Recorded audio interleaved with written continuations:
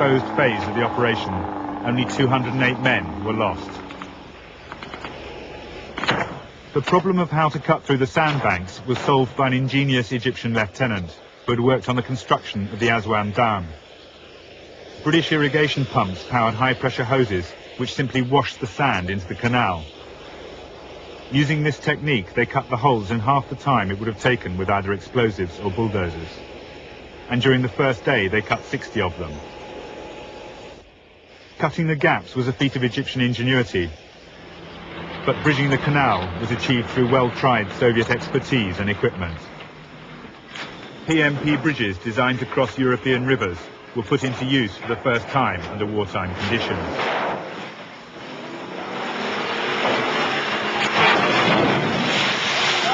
The sectional pontoons could be joined to others in minutes. On the day, the Israeli garrison said they grew across the river like outstretched arms. Another Soviet crossing system was even quicker. The GSP ferry was formed by two amphibious lorries which linked together in the water and would then expand hydraulically, creating a platform that could carry a tank across the canal in a matter of minutes. Every aspect of the crossing operation had been thoroughly rehearsed and planned in minute detail by General Shazli's staff, with two goals in mind: surprise and speed.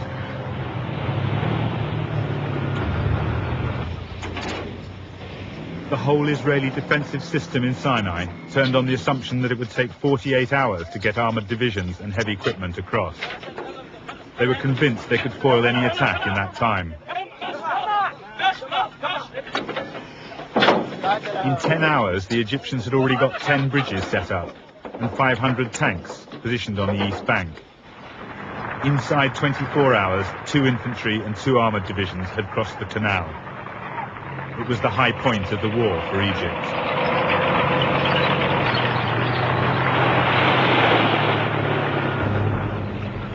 Within 30 minutes of the start of the war, the Israeli armoured reserve drove forward into the line according to plan, unaware of the reception that awaited them.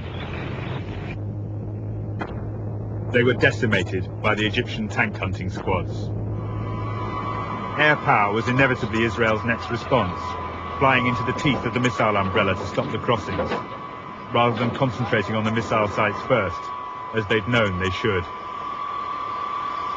Plans for a preemptive strike that morning had been ruled out by American pressure. Israel would get no support if it was seen as the aggressor, as Moshe Dayan had to explain to a bemused nation. In this case, we considered it, and it was the decision of the government not to strike first, even though we were sure that they will do that, in order to have that political or whatever you call it advantage at the expenses of the military disadvantage. And that disadvantage was now becoming clearer as the Egyptians consolidated their hold on the east bank.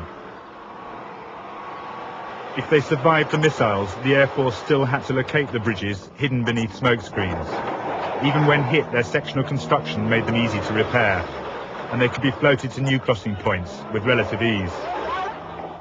Egyptian troops rejoiced in their achievement. They had destroyed the first counterattacks exactly according to plan, and now one by one, they were taking possession of the forts along the Bar-Lev line.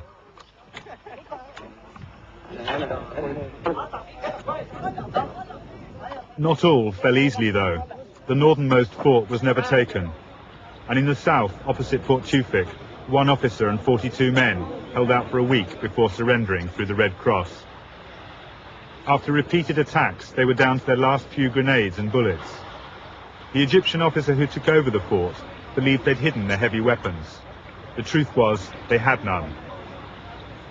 They were ferried across to Port Tewfik, where the survivors helped their wounded comrades ashore and into captivity.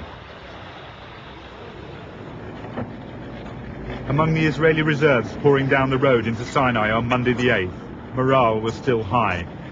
Their confidence in another easy victory was reinforced by their route through the Mitla Pass, still strewn with the wreckage of Egyptian defeats in 1956 and 67.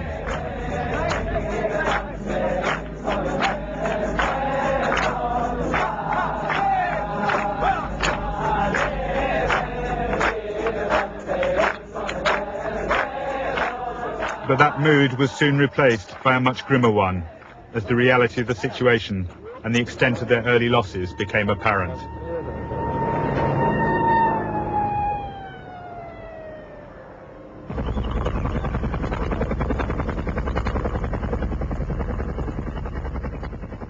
In those first few days in Sinai, only the Egyptians had cause to celebrate.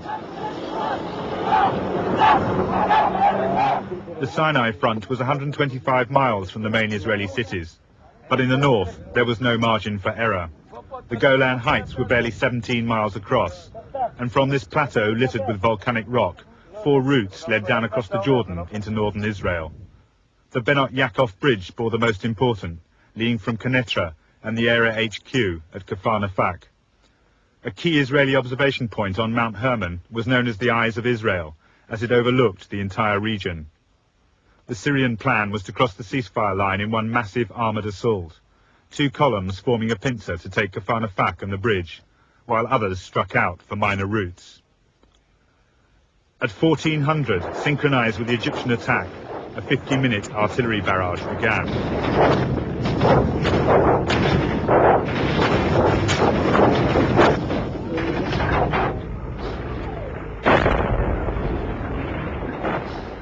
It paved the way for the Syrian armour, which then swept past the border posts.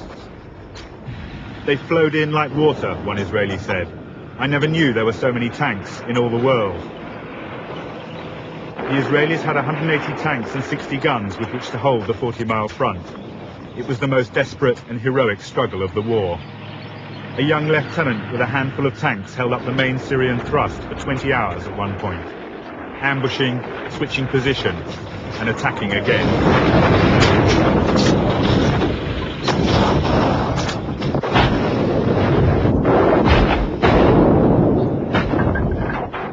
Mobile artillery proved effective in slowing the advance too, and it was well employed. For the sole Israeli advantage was in knowing the ground. They'd practiced over it numerous times, measuring the ranges and the best angles of fire. But they hadn't anticipated odds of 5 to 1, or at times 11 to 1, and remorselessly they were forced back.